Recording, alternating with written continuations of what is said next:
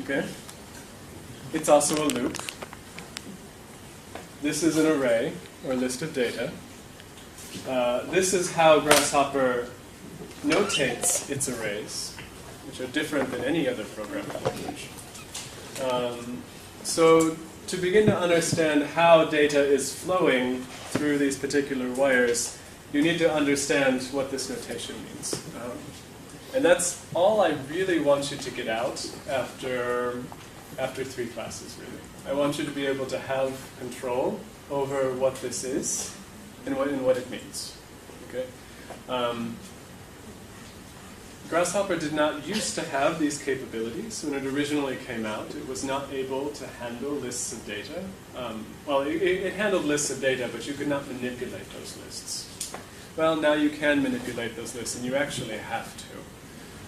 Otherwise, you get very, very unexpected results, and you probably won't be able to solve your problems or the problems you're trying to create.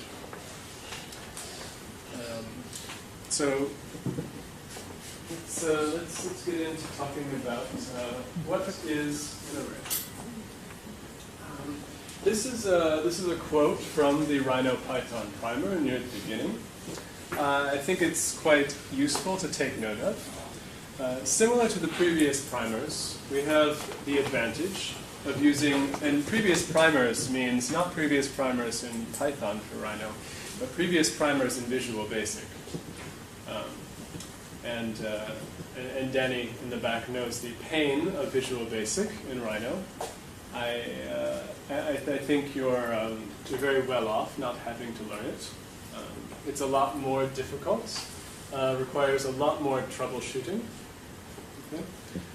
You can still use it, actually. Visual Basic is still an active part of Rhino 5. But you're much better off learning Python just because, as you can see from our little workshop that we had on Tuesday, that even a little bit of Python goes a long way. I think the workshop on Tuesday was quite successful in terms of the questions that people brought. I posted most of those notes online and links to various software that we discussed, things like image classification. Briefly talked about, you can read about it if you follow the links.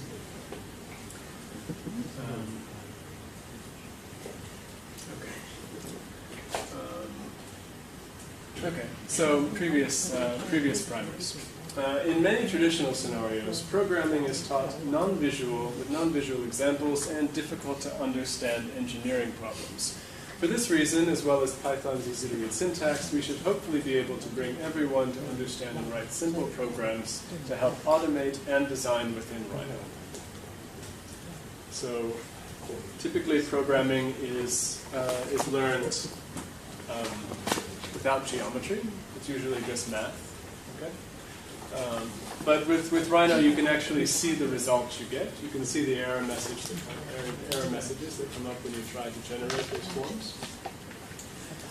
Programming also offers a new language to communicate with the world because almost every discipline, from the sciences, engineering to art, utilize code as a progressive new medium, and this primer should hopefully give you an easy introduction into this powerful language for communicating with the world. Okay, so arrays and lists. Inside of Grasshopper, there are a number of categories of components. The one that we're interested for today is the sets category. We aren't going to work with Grasshopper yet, but we are going to just show you this to scare you a little bit. And note that hopefully after you've gone through the section on lists and arrays in the Python primer, you'll have a little bit of an easier time dealing with this mess of stuff. All of these things like here are actually similar commands that you learn about when you read chapter 6, which is only like 6 pages long. It's not that long. It's quite a 6.1 to 6.3 even is all you really have to read. It's quite short, but they do note things like the append command. So you can just imagine now lists of data, inserting items into a list, getting an item out of a list, splitting a list up, reversing that list, sorting it just like Excel. Okay? All of these things are available to you in Python. So any basic command you can think of is usually available. And you just have to Google it online to figure out what it is. But the primer does note the basic ones. As you move across, as you get out of this category, things get a little more complicated.